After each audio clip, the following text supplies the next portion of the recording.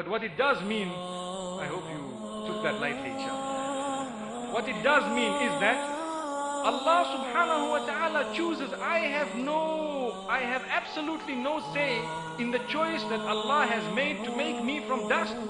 And one of the beauties, what I'm about to tell you is not from Quran or Sunnah, just the statement I'm about to say now. But it's the beauty of man is, because we are made from the earth, everything we like is also from the earth.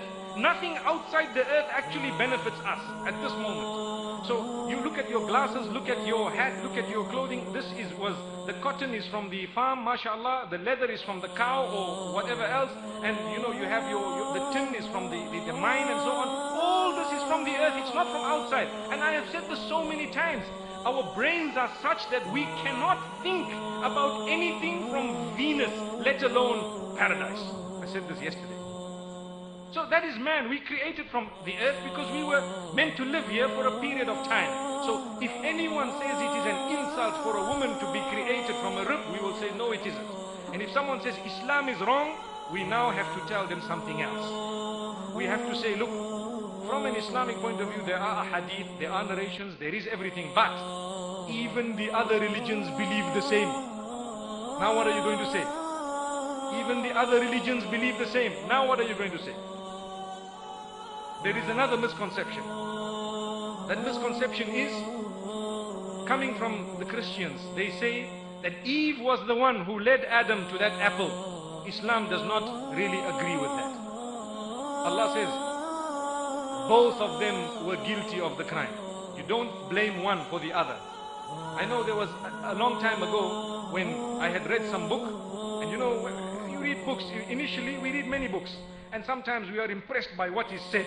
So we read, yes, Hawa was the one who caused Adam alaihi sallam to fall, because she said, oh my husband, come, I want to show you something. And the man, the way they word it, the love of his wife, and he started running in one side, and he said, okay, let's have a taste of it. Don't make it sound like it's a cartoon. No.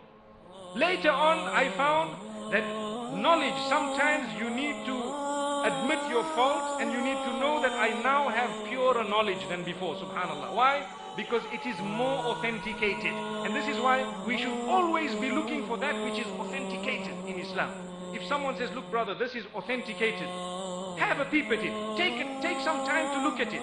Sometimes people say, no, I am an accountant and I am busy. I don't have time to go and see what is authentic and what is not authentic. How can we say that when this life of ours is more important, that we have a link with our maker than to have a link with our accountancy? But we understand it the other way around. If the accountant came to you and said, brother, the law has changed tonight, from tomorrow morning the tax man is going to come to all your clients, X, Y, and Z will happen, we won't sleep that night. I want to read and authenticate the law. Why? My men, my clients, my business, and so on. What about my Allah, my Jannah, my Akhirah? What about that? We need to spend a little bit of time authenticating. We want to be better Muslimin. Without learning about Islam, we don't really stand a big chance. You have to make an effort. Tonight you are here, Allah reward you. It is not easy to come out. It is not easy to make time. It is not easy to sit. Amongst us there are dignitaries. Amongst us there are VIPs. Amongst us there are senior figures. Today we are sitting all equal, mashallah. May Allah grant us that humility. And we have come here as Muslimin to learn. May Allah subhanahu wa ta'ala really open your doors. Let's never ever fall for misconceptions without going and finding out. You know what the Quran says? The Quran, Allah subhanahu wa ta'ala says it very clearly.